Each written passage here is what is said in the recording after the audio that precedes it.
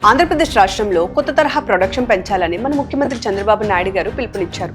ఇద్దరితో ఆపకండి, ముగ్గురు నలుగురిని కనేయండి, జనాభాను పెంచేసి రాష్ట్రాన్ని కాపాడేయండి అంటూ ఆయన ఇచ్చిన బంపర్ ఆఫర్ ఇప్పుడు ఏపీలోని ప్రతి సగటు కుటుంబంలో కలకలం రేపుతోంది. మూడో బిడ్డకు 30,000, నాలుగో బిడ్డకు 40,000 అంటూ ప్రభుత్వం ఇస్తున్న నగదు ప్రోత్సాహాల లెక్కలు చూసి జనాలు తలలు పట్టుకుంటున్నారు. బాబు గారు, మీరిచ్చే 30,000 హాస్పిటల్ డెలివరీ బిల్లు మొదటి రోజు బెడ్ ఛార్జీలకే సరిపోవు. ఇక ఆ తర్వాత వచ్చే పాల డబ్బాలు, సెల్లెక్ డబ్బాల ఖర్చుల సంగతి సరే అని సగటు తండ్రి ఒకరు లబోదిబం అంటున్నారు.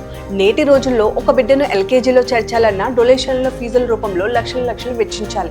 ఇలాంటి పరిస్థితుల్లో ముగ్గురు నలుగురు కంటే ఆ తర్వాత వాళ్ళ విద్యా వైద్య ఖర్చులు తల్లికి వందనం కాదు కదా, తాతకు వందనం ఇచ్చినా సరిపోయేలా లేదని మార్కెట్ వర్గాల టాక్. పోనీ మరో 15 ఏళ్లు కూటమి ప్రభుత్వమే అధికారంలో ఉంటుందని, అన్ని కుటుంబాలకు అండగా ఉంటామని బాబు గారికి గట్టి నమ్మకం ఉండొచ్చు.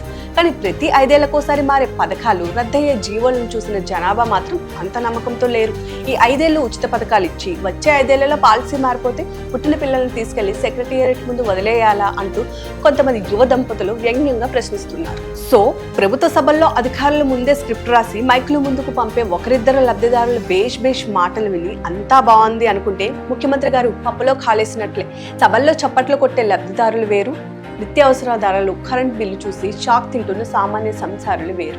జనాభా పెరగడం దేశ భవిష్యత్తుకు అవసరమే కావచ్చు, కానీ దానికి ముందు నాణ్యమైన ఉచిత వైద్యం, కార్పొరేట్ స్థాయి ఉచిత విద్య, యువతకు నమ్మకమైన ఉద్యోగాలు కల్పించాలి. అవి లేకుండా కేవలం పైసలు ఇస్తాం పిల్లలకు అనేయండి అంటే అది కేవలం సభలకి పరిమితమయ్యే పాపులేషన్ స్క్రీన్గా మిగిలిపోతుందే తప్ప ప్రాక్టికల్గా సాధ్యం కాదని క్షేత్రస్థాయి పబ్లిక్ టాక్. మరి ఈ విషయం మీద మీరేమంటారు? మీ ఒపీనియన్ కూడా కామెంట్ రూపంలో పోస్ట్ చేసేయండి. Keep watching our channel.